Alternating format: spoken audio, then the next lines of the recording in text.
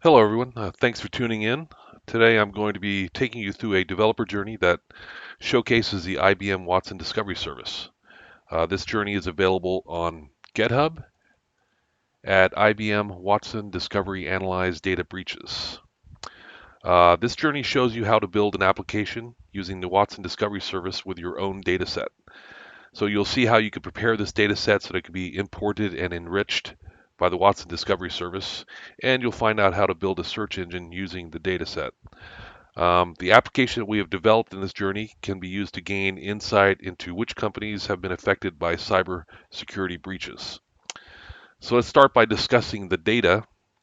The data we are using is a public data set available on Google Docs that lists all of the cyber breaches that have occurred between 2004 and 2017. The data comes as a spreadsheet, which can then be downloaded as a CSV file. Watson Discovery can import documents in various formats such as PDF, Word, HTML, and JSON, but unfortunately not CSV. So that means we had to write a simple script to take out each of the rows in the CSV file and convert them into separate JSON files. So the end result of this conversion is 215 JSON files located in the data directory of our repo. If we take a look at one of them, you'll see all the pertinent data along with this text field. Um, so this is a special field that Watson uses to enrich the data by pulling out the key entities implying sentiment analysis. So the next step to import is to import these 215 files into Watson Discovery. So there are basically two ways to accomplish this. Both of these ways are described here in the README. The manual way is to log into your Bluemix account, launch a Watson Discovery service, then create a new collection and call it data breaches. So let's go ahead and do that. So we're in our Watson Discovery service. Here's the data breaches collection, which I've already created. But you can click on that.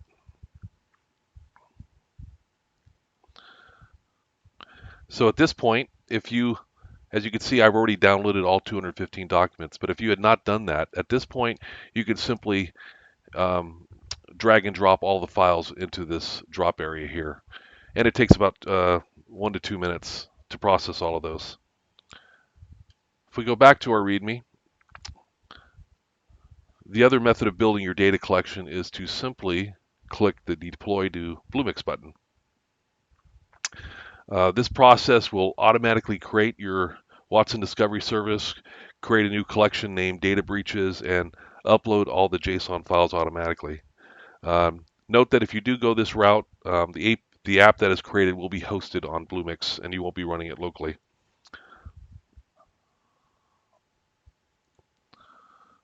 So once we have our data loaded into our collection, the Bluemix tooling provides a nice interface to query the data. You can get there by clicking this button here. So this panel shows you some insights that Watson Discovery has generated from the data.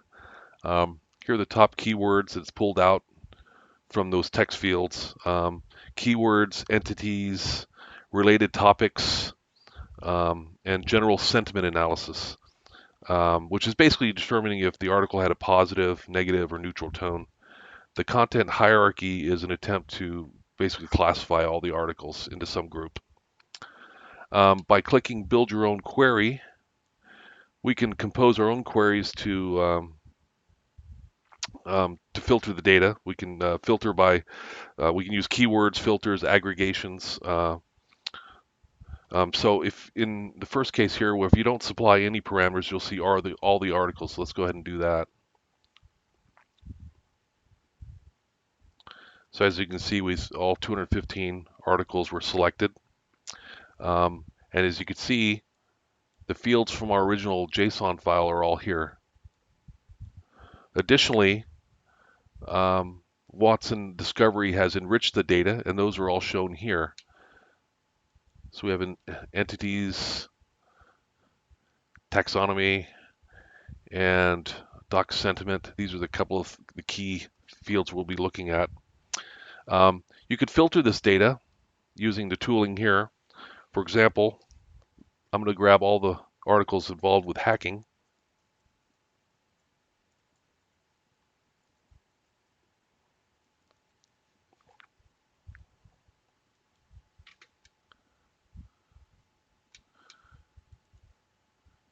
We had 124 hits, and you can see it highlights the field that it was searching on. So we can do multiple fields at once.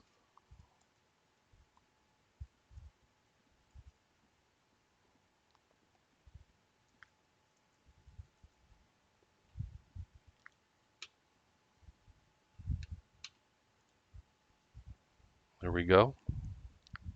You can also search on these new enriched fields that Discovery created for us. So inside of some entities or there's some text fields, so we could search on those.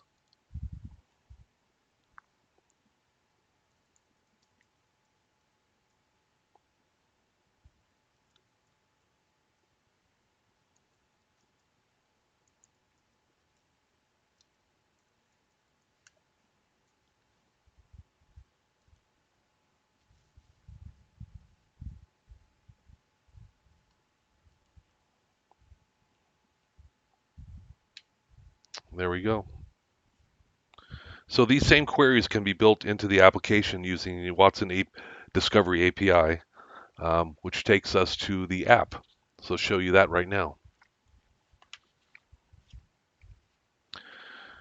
So this is a Node.js application with a backend built using the Express framework and the UI rendered using React. As you can see, the data displayed in the UI is very similar to what we just looked at. We provide a drop down here, and the results of the query listed below. The query results show a description of the cyber breach, pulling out a short synopsis, the year it occurred, what type of breach it was, and a link back to that article chronicling the event. And it has an overall sentiment value associated with these particular articles.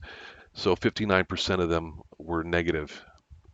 And we could filter here and to limit what we're going to see. So now we should just be looking at those cyber attacks that were leaks. So let's go ahead and take a look at some of the code.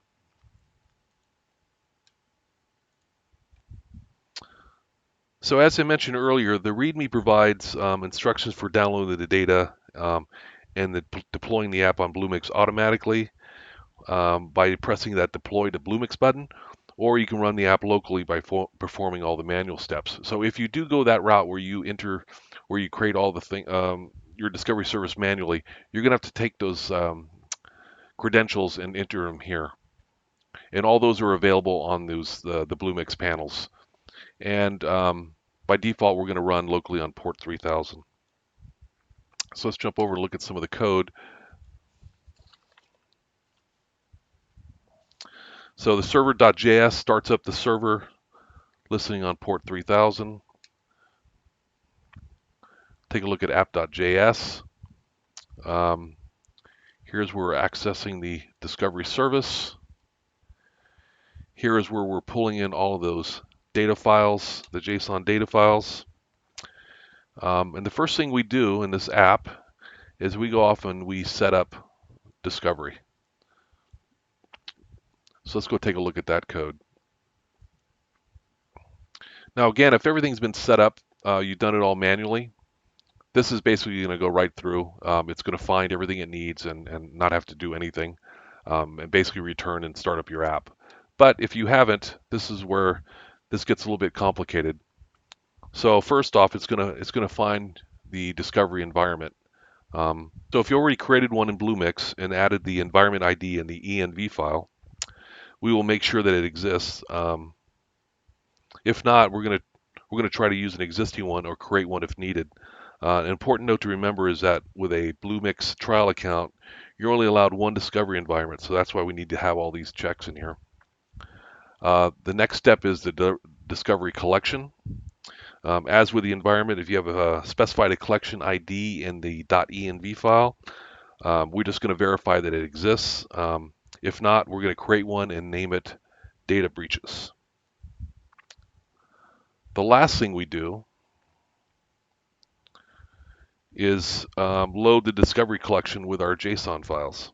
So the files are added one at a time here in this call to the API. And just to let you know, so this is going to fail if you just try to load all 215 in a quick loop.